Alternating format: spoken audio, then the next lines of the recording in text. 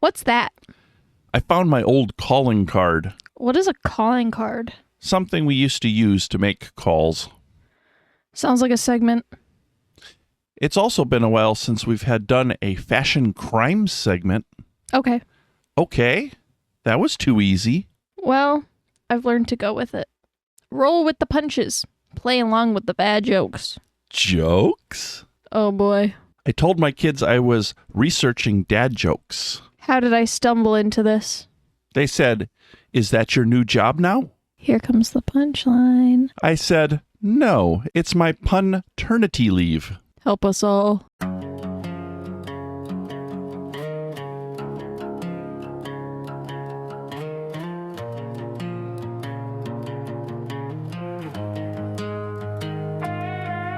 Why do people post to TikTok? What is a virtual classroom? Do you use AI? What's with all these fake photos? Did you go to an arcade? How many TV channels were there? What was dial-up internet? Did you hang out at the mall? From the class of 1996 with big hair, AOL, and whatever. And the class of 2026 with YouTube, smartphones, and mask mandates. You're listening to Midlife Young.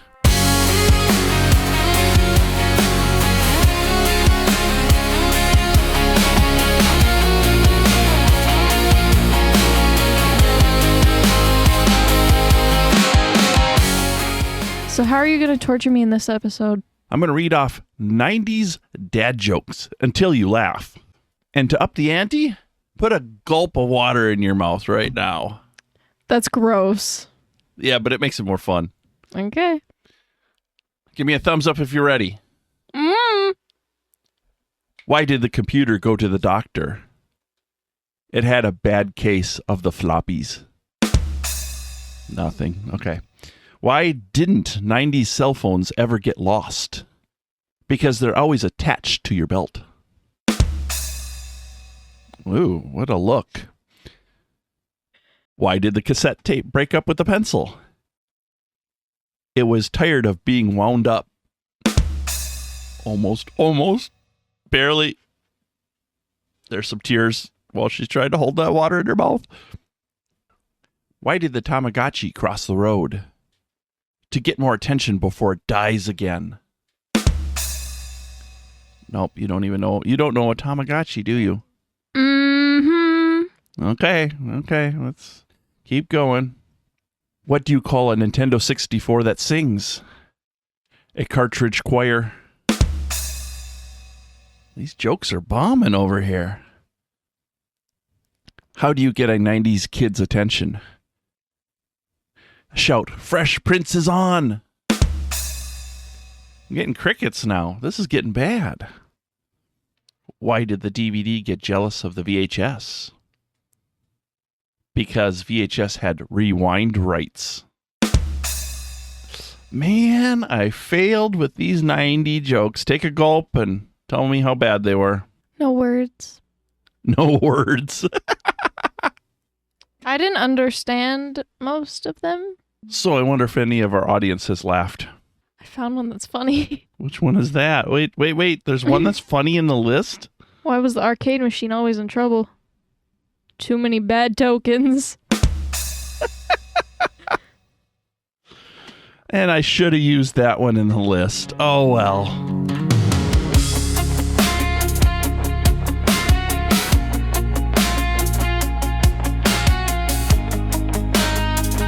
It's time to bring back fashion crimes. I think at this point, it's just a crime to create a segment on fashion crimes. What will this one be about? Graduating class of 1996 fashion.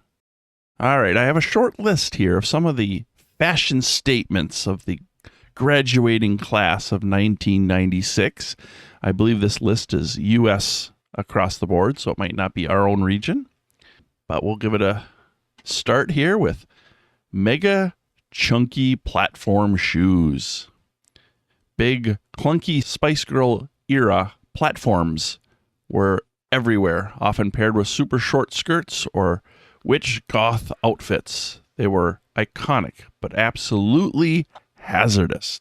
Interesting. Probably dangerous for balance, too. I've done worse. The next one is witch goth schoolgirl layers, inspired by The Craft. Black sheer tops over slip dresses, pleated miniskirts, chokers, crosses on crosses, dark makeup. Was it cool? No, I didn't think it was cool. The thing says it's cool, but I don't know. Goth, nah. I've never was into seeing anybody in goth. I think it sounds cool. Get that goth kind of twist to you, don't you? I do. Is that still in nowadays? Is there still some goth out there nowadays? Yeah. So it's one of those things that just haven't gone away.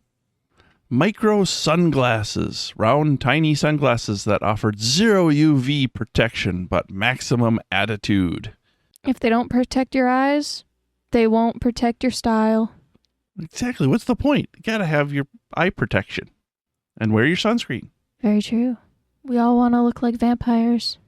And we'll wrap it up with Logo Mania streetwear.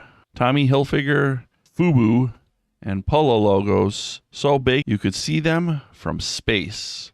Oversized jackets, giant jeans, giant everything. I have a few pairs of FUBU shoes. Did I say it right? FUBU? FUBU. FUBU. FUBU. I don't know if it's pronounced that way. FUBU. Not FUBU. This is a test of the emergency broadcast system, so this is only a test. Okay, anyway. Why did that list mostly seem to be girl-related clothing? Because girls mostly care about fashion. Guys don't really care. Good point. I didn't care. I still don't care. We can tell.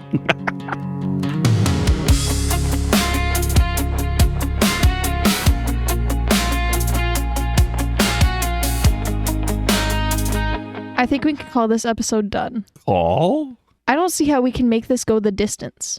Long distance? Okay, fine. I know you have a segment on calling cards. Let me dial up that story. A Florida summer, 1993. The Florida sun was warm, but not punishing, pouring down in bright sheets over the beach camp.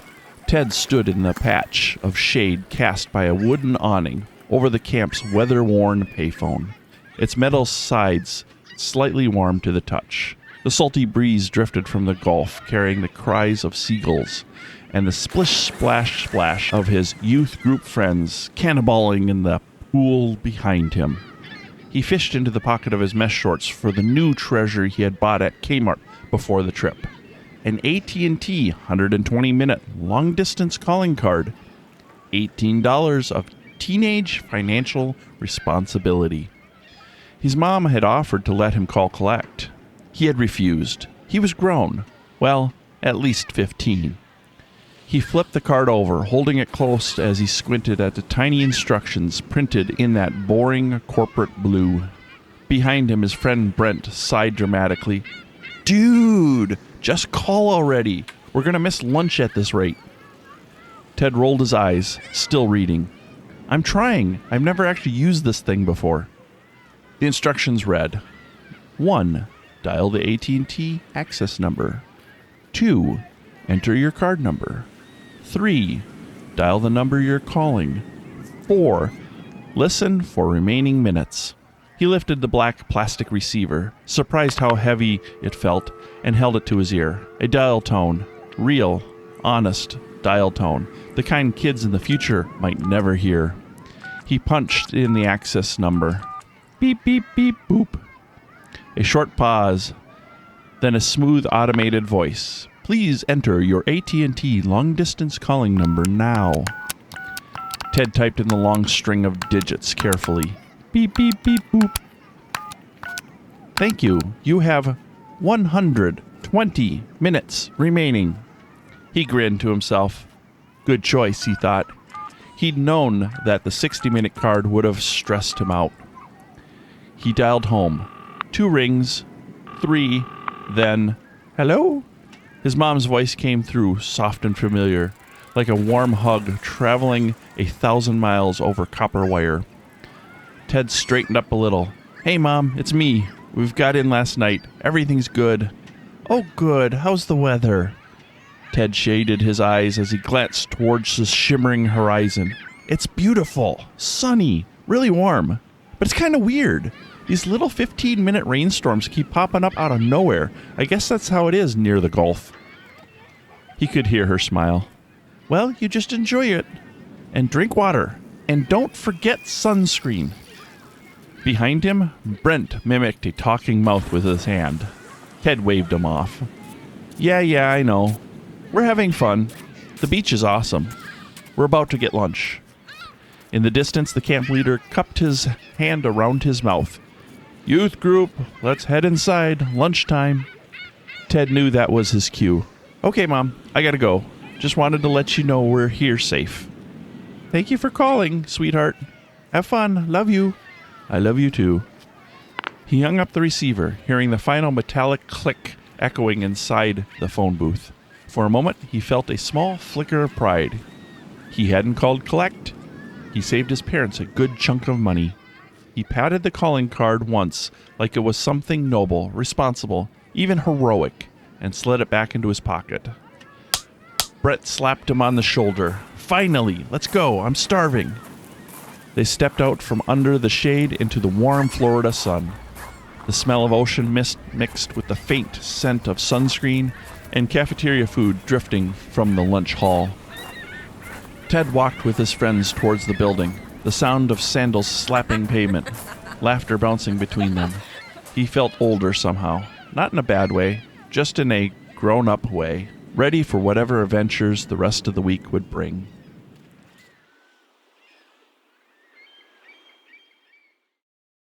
So did you have a calling card? Yes, I did. And I bought one for a trip, and actually I based the story on a Florida trip of mine, too.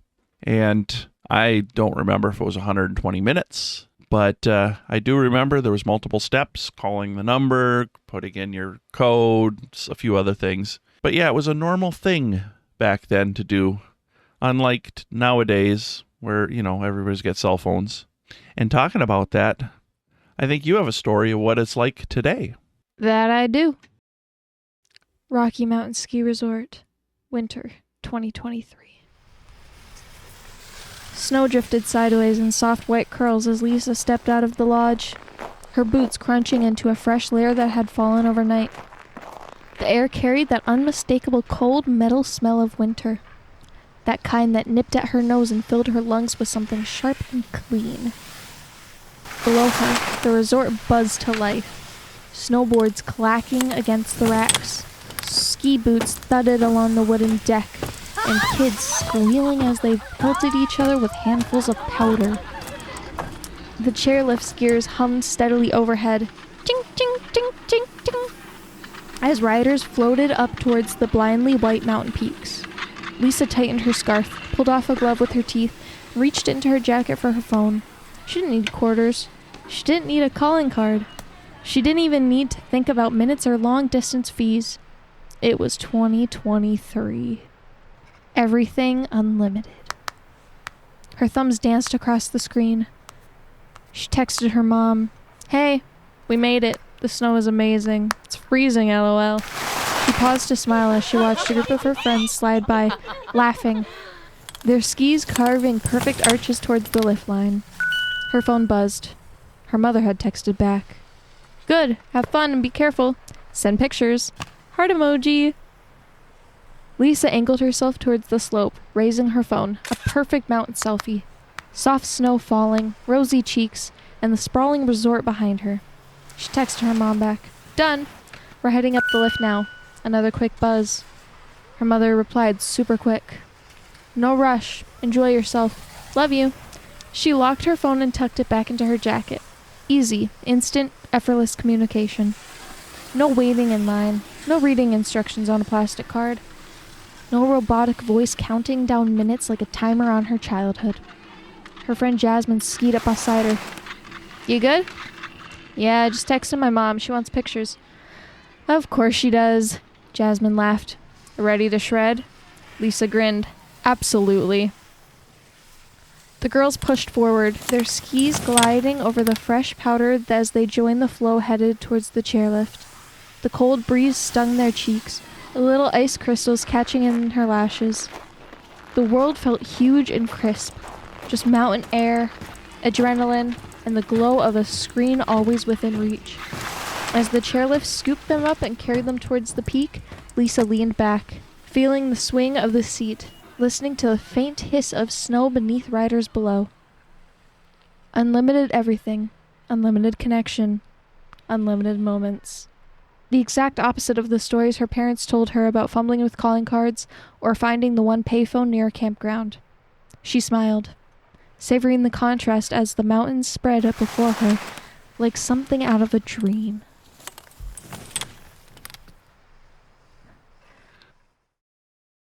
That is true. Unlimited texting, unlimited calls. Unlimited moments. Today's cell phone world, you're steps away from a phone pretty much all the time, whether it's your own phone or there's a friend or somebody else who's willing to let you use a phone. It's everywhere. The whole calling card thing is like long gone. So true.